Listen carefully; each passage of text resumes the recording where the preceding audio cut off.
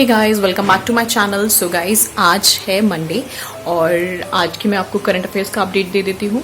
So guys, मैंने आपको बताया था ना, अभी G20 की समिट चल रही है, G20 यानी कि ग्रुप ऑफ 20।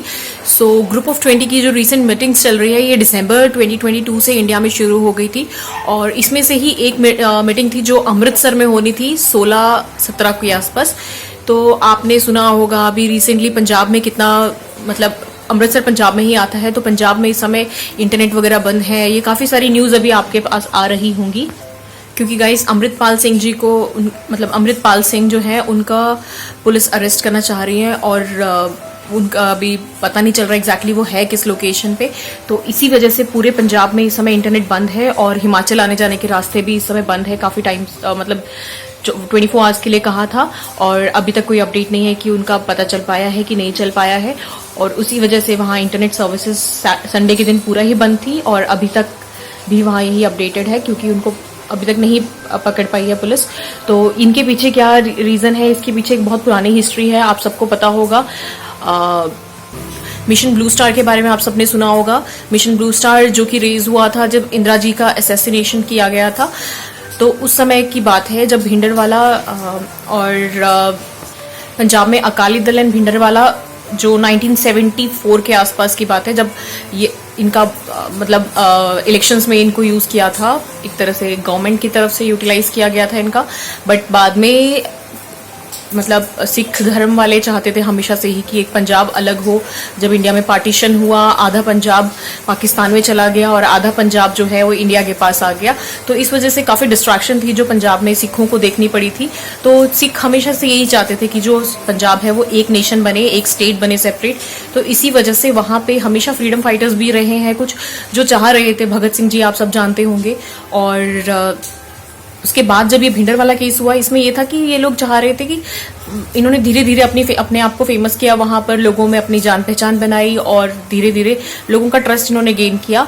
और बाद में पर ये जहाँ जाके छुपे वो गोल्डन टेम्पल था और गोल्डन टेम्पल में जाके छिपने की वजह से जब मिशन इनके अगेंस्ट लगाया गया तो उसमें काफ़ी सारी जो नुकसान हुआ था गोल्डन टेम्पल को हुआ, काफ़ी डिस्ट्रॉय हो गया, जिसका गुस्सा लोगों ने इंदिरा गांधी जी पे निकाला था। इंदिरा गांधी जी का भी असैसिनेशन हुआ था उस समय, वो रेड टारगेट थे। उनको पहले भी कहा था कि मतलब जो भी उनके बॉडीगार्ड्स थे उसमें सिख धर्म के लोग भी थे, तो वो लोगों ने भी गाइड किया था कि उनको हटा दो। बट उन्होंने सोचा कि ये यूनिटी को खराब करेगा, हमारे एकता को खराब करेगा कि मैं अपने बॉडीगार्ड चेंज करूं। तो बट बाद में उनके बॉडीगार्ड ने ही उनको 18 गोलियों से उनको मारा था और एम्स ले गए थे सोनिया गांधी जी उनको, और वहां उनकी डेथ हो गई थी। तो ये तो भिंडरवाला वाली बात थी, पर उस समय भिंडरवाला उनको भी वो मर गए थे जब उनके वहां पे आर्मी ने अटैक किया था। तो वो काफी बुरा टाइम रहा था हमारे इंडियन नेशन का। बट इसके बाद क्या हुआ, जो ये अमृतपाल जी हैं, ये अमृतपाल ये दुबई में थे, दुबई से ये इंडिया वापस आए और इन्होंने भी अपने रिलीजन के लिए बातें करनी शुरू कर दी कि सिखिज्म में आप बाल मत कटाइए, आप अपने बालों को लंबा रखें, अपने धर्म का प्रचार करना वो कोई गलत नहीं है चीज़। बट इस तरीके से वो एक मतलब नेगेटिव सिंबल कर रहे थे क्रिएट हमारे नेशन के लिए। तो अब पुलिस फाइनली उनको पकड़ने की सोच रही है और वेट कर रहे थे G20 समिट का होने का, जो कि अमृतसर में शेड्यूल्ड थी। तो वो होने के बाद उन्होंने अपना जो स्ट्रैटेजी डिसाइड कर रखी थी वो फाइनली उनके ऊपर चला दी। और भिंडरवाला, ये जो अमृतपाल थे, ये ट्रैवल कर रहे थे अमृतसर से जलंधर जा रहे थे शायद ये। तो जलंधर के आसपास इनको भनक लगी कि पुलिस कुछ ना कुछ तो स्ट्रैटेजी बना के उनके पीछे चली है, क्योंकि 23 फेब को ये पुलिस थाने से भाग गए थे वहां से और काफी स्ट्रैटेजी, क्योंकि लोगों का समर्थन है इनको, तो वो वहां से निकल गए थे। और 28 फेब तक मतलब पुलिस की तरफ से कोई अपडेट नहीं था। और क्योंकि G20 समिट भी प्लान थी, तो वो इस समय डिस्ट्रैक्शन का कुछ नहीं कर सकते थे कि नेट बंद कर दें या फिर, क्योंकि उससे लोकलाइट्स को भी इश्यू होता और समिट होने में भी दिक्कत आ जाती।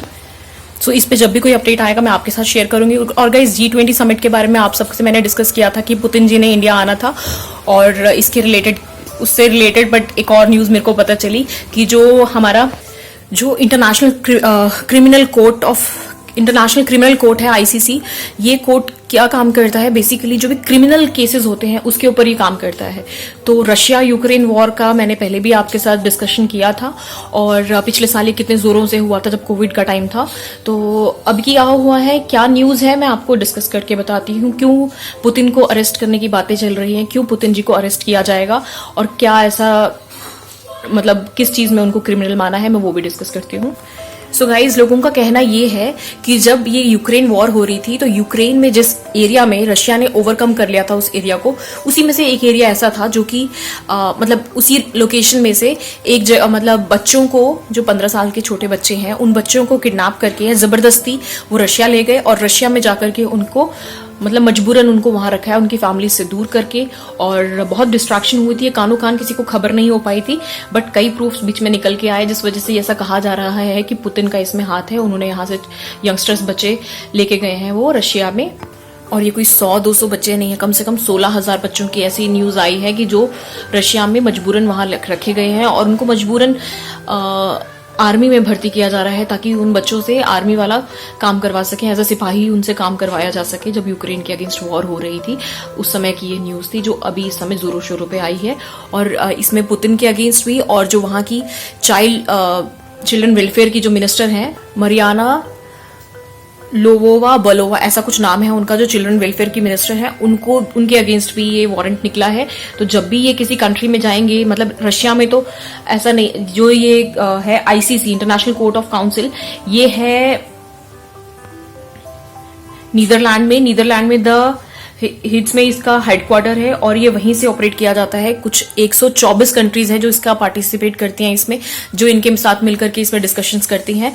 और अब उसमें से 124 कंट्रीज में अगर ये जाते हैं कभी भी तो इनको अरेस्ट कर लिया जाएगा पुतिन को, बट इससे उनको कोई फर्क नहीं पड़ता। अब बात है कि वो इंडिया आएंगे क्या जीसीसी, जो अभी G20 मीटिंग चल रही है उसके लिए।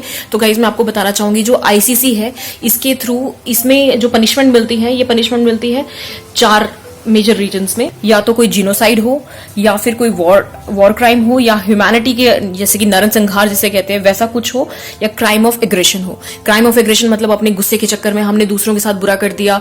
वॉर क्राइम जैसे अभी यूक्रेन के साथ हुआ था, और नरसंहार जैसे हिटलर ने जर्मनी में किया था। आप सबको पता होगा यहूदियों के साथ क्या क्या हुआ था पुराने टाइम पे।